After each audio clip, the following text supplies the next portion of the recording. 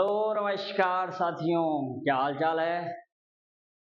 आपका बहुत बहुत स्वागत है हमारे यूट्यूब चैनल पर शिव उपाध्याय बायो क्लासेस में।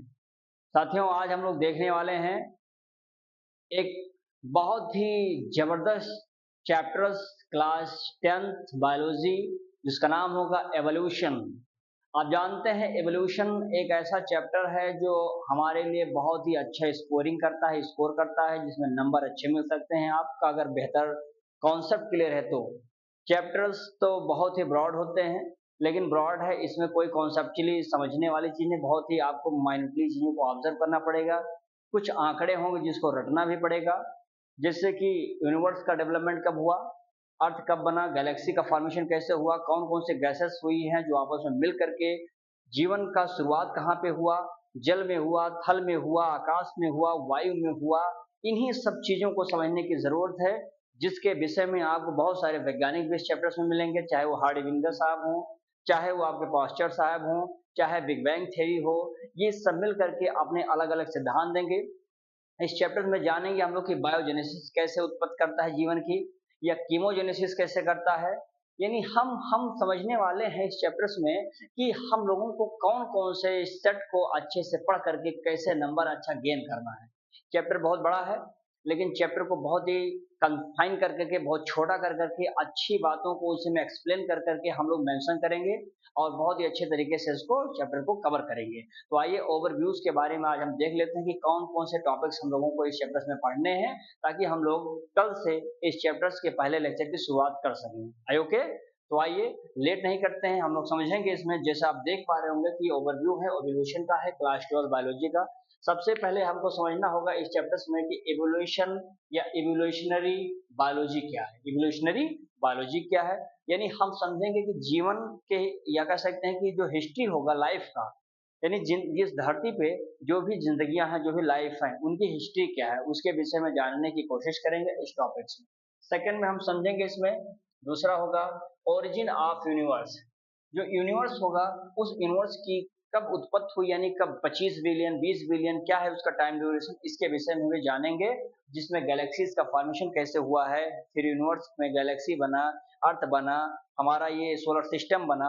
इन सब चीजों के विषय में हम इसी में समझने वाले हैं। तीसरा हम समझेंगे इसमें ओरिजिन ऑफ अर्थ, यानी लगभग 4000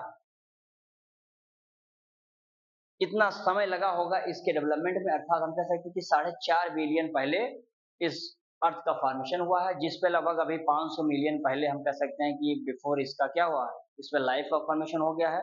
इस पर यूनिसेलुलर कौन कौन से पहले आए, कौन नॉन सेलुलर इसमें जीवन की उत्पत्ति हुई, इन सब चीजों को भी हम समझेंगे इस टॉपिक में, जब पढ़ाएंगे तब बताया जाएगा।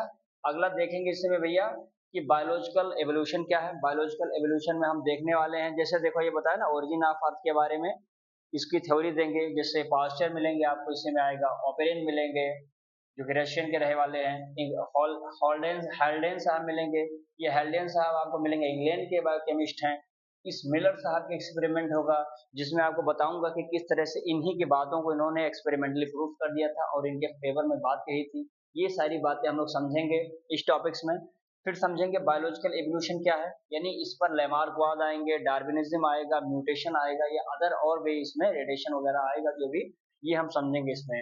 और फिफ्थ हम इसमें समझने वाले हैं कि मॉर्फोलॉजिकली एंड एनाटॉमिकली एविडेंस क्या है।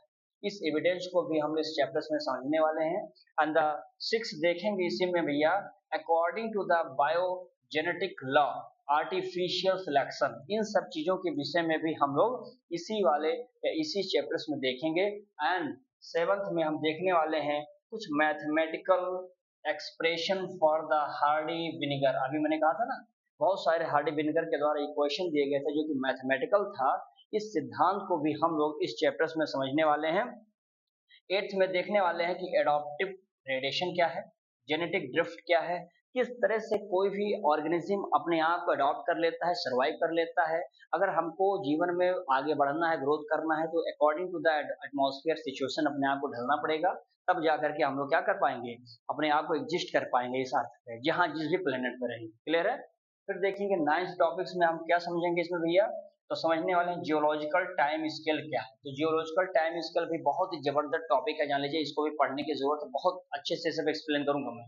एंड द 10th पॉइंट में हम ये समझने वाले हैं evolution of different life form, यानी इवोल्यूशन के विषय में समझेंगे, अलग अलग तरीके से कैसे फॉर्म हुआ है इनका, इसके बारे में जानेंगे।